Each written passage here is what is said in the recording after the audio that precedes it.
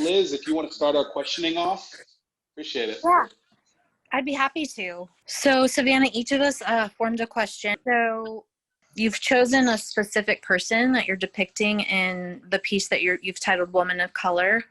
So I wanted to know why this person in particular. Why did you choose that person, and what was your source?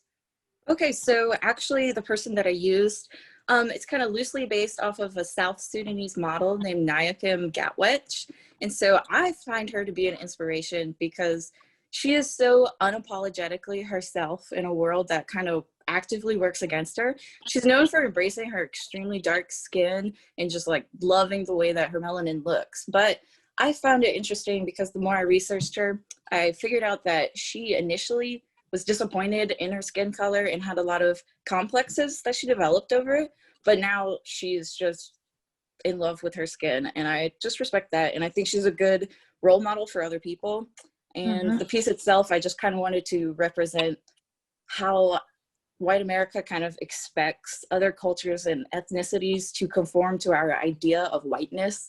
And we kind of use whiteness as this false paragon of beauty, when in reality, that's not how it should be at all. And the real beauty is in diversity and uplifting other cultures and people who are different from us. Thank you for sharing that. Yeah. Is that someone that we can find? Like, for instance, is there an Instagram account that we could lead people to if they want to know more about the woman in your painting? Yes, I'll have to look up her Instagram handle, but I can get you that, who became a model. So I found that interesting too. Yeah. Cool. Okay, so Ben, you want to take the next question? Sure. I really wanted to know, as white Americans and white artists, you know, it's very important for us to show empathy and understanding, and not only show that, but show acts of that, you know, through our art or other means. So I just wanted to know, based on what you said before, you know, what does it mean for you to be an ally for change during this time, during the protests, during all the social unrest? Okay, so I could honestly go on about that for a really long time, but I'll try to keep it concise. So first and foremost, I think that the most important part of being a white ally, so to speak, is to listen and understand. And that sounds really simple when I say it like that, but honestly, so many white people have this problem of trying to gatekeep or take control over a movement that doesn't actually belong to them. And in reality, what we need to do is just listen to them, utilize our white privilege to give them a platform so they can speak about their own personal struggles and what's happening to them. And as an artist, I think it's extremely important to have good representation. Like, for example, I love anime, but there are some really terrible depictions of people of color. And I think that it's super important as an artist, especially, to avoid whitewashing or using racial stereotypes, anything like that. Make sure you're researching heavily if you're trying to represent another culture that you don't know much about. Just have good and accurate representation that's not going to be offensive or terrible in some way. So was there a particular point, you know, with the work you create, was there a particular point in which your views towards society changed the art you're making? Was there something that drew you to paint this, or something that happened, or explain that to me?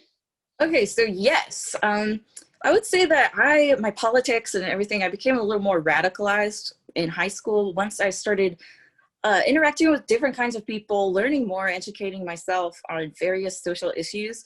And so that kind of radicalized me and popped my white privilege bubble, so to speak. So there were a lot of issues that I just wasn't paying enough attention to. So that changed my art forever. So I really just find it important to actually represent people who don't often get represented. And that includes people of color, different sexual orientations, different gender identities, just that are either improperly represented or not represented at all. So that is, for this piece specifically, I painted it in July, I think. So that was like right in the midst of all of the Black Lives Matter protests and all of that happening.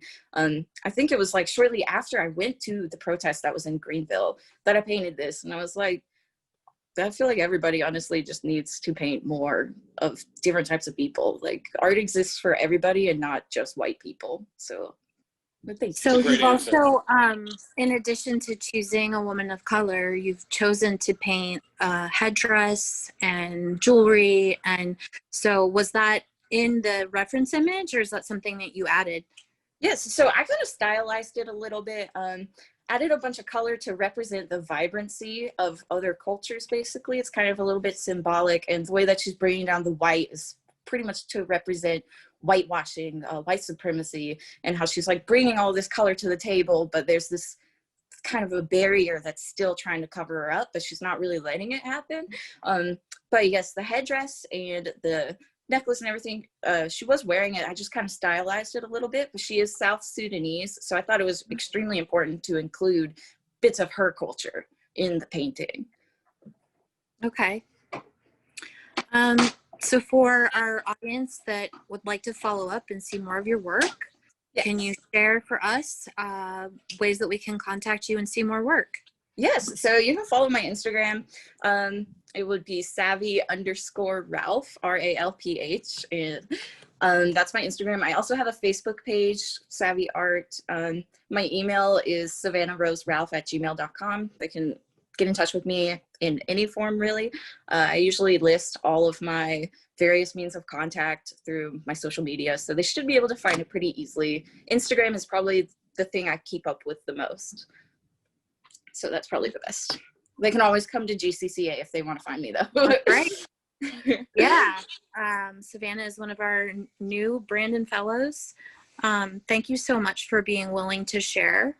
Of course. For someone so young, I think you're really brave to be willing to say what you want to say through your work. And also talking about your work can be really difficult. Thank you very much. Yeah. Thank you for having me. Thank you, Savannah. I appreciate y'all. Bye. Bye. Bye.